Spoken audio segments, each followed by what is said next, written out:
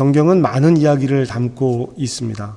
역사의 이야기, 한 가정의 이야기, 또 한 개인의 이야기, 민족의 이야기, 또 이방 사람들의 많은 이야기를 담고 있는데요. 그 이야기들을 하나로 묶어서 우리에게 전해줄 수 있는 이야기가 있다면 그것은 거룩일 것입니다. 거룩하게 구별하라라고 하는 것인데요. 여러분, 우리 성경에 나오는 첫 번째 구별의 사건은 무엇일까요? 이스라엘 민족을 구별해내신 하나님께서 하신 첫 번째 일은 유월절 사건입니다. 애굽 땅에 있는 사람들이 애굽을 떠나서 새로운 민족이 새로운 땅에 들어가게 되는 사건이죠. 이 유월절에 여러분 어떤 일이 있었습니까? 이 유월절에는요, 10가지 재앙의 마지막 재앙이 있는 날이었습니다. 10가지 재앙의 마지막 재앙은 장자의 죽음입니다. 장자의 죽음은 두려움이고 공포입니다. 대가 끊어지고 민족이 없어질 수도 있다라는 뜻이거든요. 첫 번째 아들이 죽고 나면 둘째 아들이 있잖아, 이런 생각을 갖는 게 아닙니다. 둘째도 죽을 수 있다. 셋째도, 우리 모두가 다 이렇게 대가 끊길 수 있다. 이런 두려움인 것이죠. 그래서 이스라엘은 이 장자의 죽음으로 말미암아 출애굽하게 됩니다. 여러분, 그런데 여기에 중요한 의미가 한 가지 있습니다. 1번부터 9번까지, 첫 번째부터 9번째까지의 재앙에서는요, 이스라엘 민족들이 제외가 됩니다.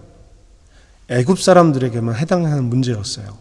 애굽 사람들만 고난받고 애굽 사람들만 피해를 받는 일이었습니다. 그런데 10번째 재앙은 이스라엘 사람이나 애굽 사람이나 모두에게 주어진 일이었습니다. 그러면서 하나님은 이스라엘에게 피할 방법을 알려주십니다. 그 피할 방법이 무엇이냐? 문설주에 피를 바르는 것입니다. 문설주에 어린 양의 피를 바른 사람은 죽음을 피해가는 거예요. 장자의 죽음을 피해가는 것입니다. 지금까지 보여준 재앙과는 다릅니다. 이스라엘이 선택하고 행해야 했습니다.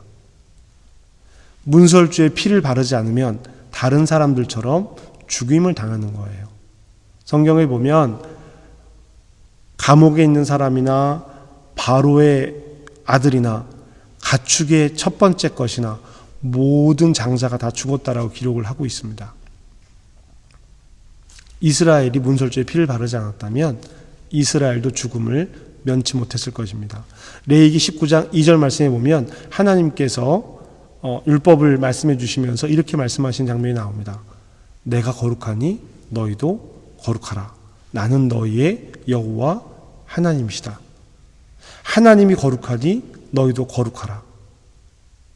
이 구별의 첫 번째 사건 유월절, 그리고 그 첫 번째 사건에서 이스라엘이 행했던 구별의 표시.